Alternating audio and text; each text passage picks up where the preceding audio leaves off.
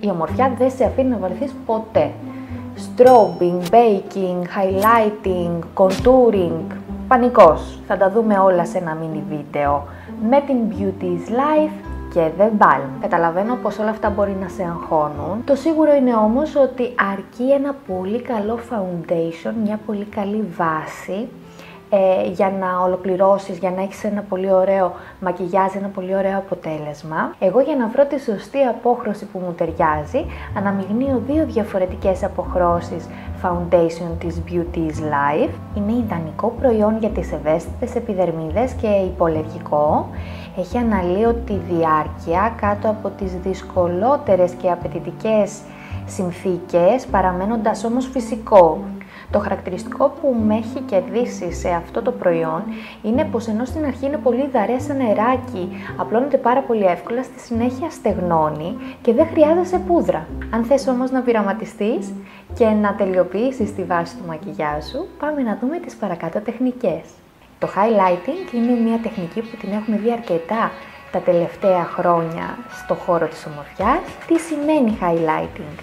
Σημαίνει πως φωτίζεις, δίνεις λάμψη σε συγκεκριμένα σημεία προσώπου, κυρίως τα ζυγωματικά, τις γνωστές μας γυαλάδες, για να δείχνεις νεότερη και φρέσκια. Στη συνέχεια έχουμε το contouring, στο οποίο νομίζω έχουμε πάρει master οι περισσότερες.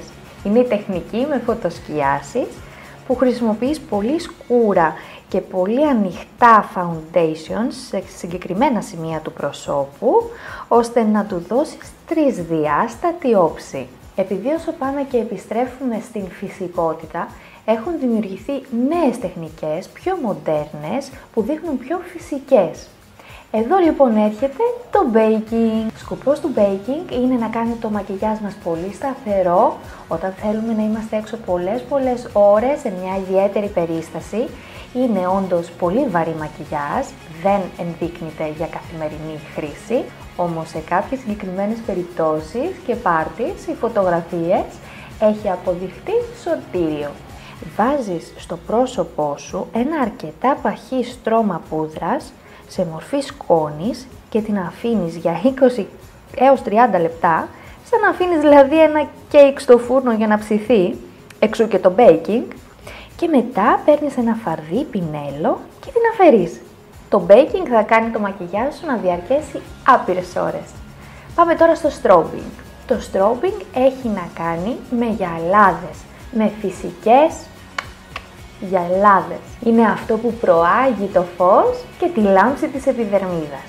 Άρα πρόκειται για shimmering πούδρες ή υγρά κρεμώδη προϊόντα λάμψης, τα οποία τοποθετούνται σε συγκεκριμένα σημεία στο πρόσωπο. Σου το είπα και στην αρχή του βίντεο, η ομορφιά δεν σε αφήνει να βαρεθείς ποτέ. Καλή επιτυχία εάν επιχειρήσεις κάποια από τις τεχνικές που έδειξα και ως το επόμενο βίντεο να περνάς πολύ καλά.